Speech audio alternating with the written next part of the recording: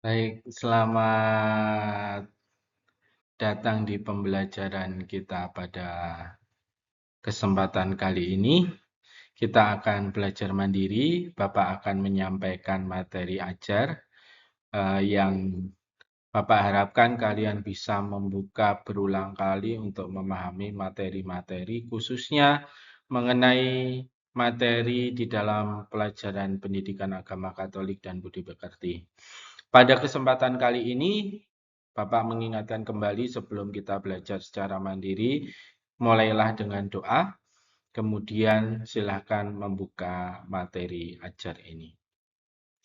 Pada kesempatan kita kali ini, kita akan belajar tentang apa anak-anak? Kalian bisa melihat di slide, ada gambar laki-laki maupun perempuan yang menggunakan kostum yang tidak biasa, ya.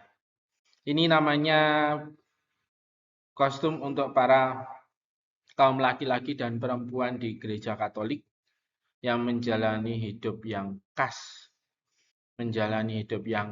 yang tidak menikah atau hidup selibat. Kalau yang sebelah kiri Bapak di screen itu adalah kaum laki-laki, bisa disebut seorang pastor, frater atau bruder. Sedangkan sebelah kanan itu adalah kelompok perempuan yang mempunyai cara hidup khas di dalam gereja Katolik, yaitu menjadi seorang suster atau biarawati. Nah, sekarang kita akan belajar mengenai materi, yaitu panggilan hidup membiara. Ini adalah cara hidup yang khas di dalam gereja Katolik. Mari kita mulai dengan arti dan makna hidup membiara. Apa itu hidup membiara? Yang pertama adalah hidup yang seturut dengan kehendak Allah. Ya, untuk semakin menemukan dimensi rohani. Kalau kita yang awam itu mengejar panggilan hidup duniawi dalam bentuk bekerja, belajar di sekolah maupun di universitas. Nah, ini kaum biarawan biarawati menonjolkan dimensi rohani dalam hidupnya. Dan yang kedua adalah menuntut penyerahan diri secara total atau mutlak melalui nanti yang disebut dengan janji komitmen hidup selibat. Ya, ada janji atau kaul atau komitmen hidup selibat. Nah, inti dari hidup membiara itu apa anak-anak? Intinya adalah yang pertama adalah persatuan atau keakraban dengan Kristus melalui doa. Ya, hidupnya dengan penuh doa difokuskan pada dimensi rohani yang di slide pertama tadi sudah dikatakan. Dan yang kedua adalah inti hidup membiara adalah untuk mengikuti jejak Tuhan atau meneladan bentuk kehidupan Tuhan melalui dokumen gereja Lumen Gentium artikel 42 dan 44 yang mengikuti jejak Tuhan dan meneladan bentuk kehidupannya. Ini adalah cara hidup yang total untuk mengikuti Yesus Kristus. Nah, sekarang di dalam mengikuti hidup Yesus Kristus tadi, itu membutuhkan komitmen atau janji, atau yang dinamakan dalam bahasa gereja itu kaul. Ada 3 kaul. Yang pertama adalah kaul kemiskinan. Hidup yang mengarahkan sikap batin maupun cara hidupnya itu untuk rela menjadi miskin seperti Yesus Kristus. Seperti para rasul. Ada 2 aspek dalam kaul janji komitmen kemiskinan. Aspek yang pertama adalah aspek asketis. Aspek asketis itu adalah aspek cara hidup. Ya, cara hidup yang bagaimana? Yang sederhana, mengikuti Yesus. Yesus yang tidak mempunyai apa-apa, tidak mempunyai kekuasaan, tidak mempunyai harta benda. Ya. hidup sederhana, memasrahkan diri pada Tuhan.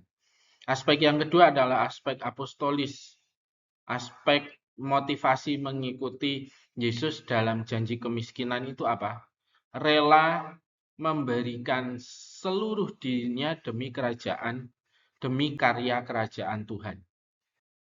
Atau demi tugas yang diembannya untuk menghadirkan kerajaan Tuhan dalam hidup manusia.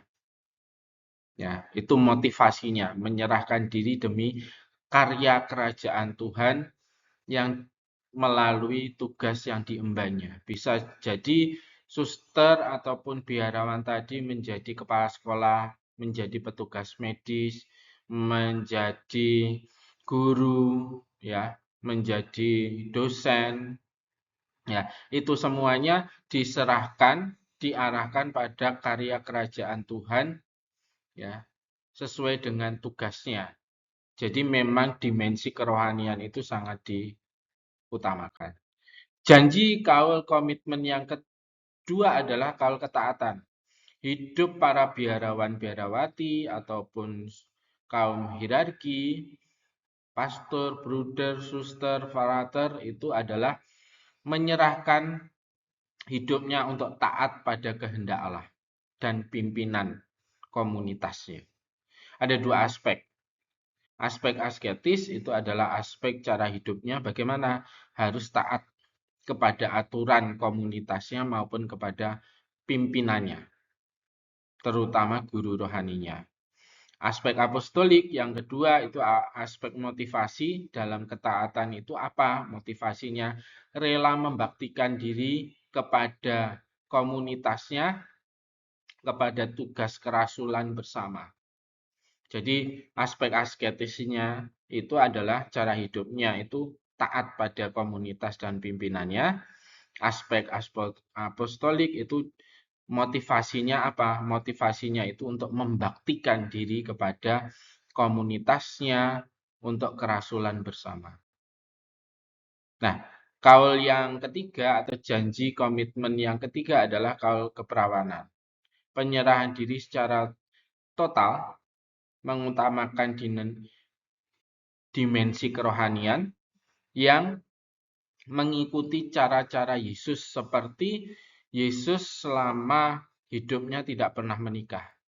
Nah, para biarawan-biarawati ataupun kaum hierarki juga mengikuti jejak Yesus dengan tidak menikah, dan para biarawan-biarawati itu mengarahkan dirinya kepada Kristus dengan hidup doa, pelayanan doa, ya, pelayanan doa. Nah, dari ketiga janji kaul komitmen itu mempunyai makna. Makna dari ketiga kaul janji komitmen itu apa?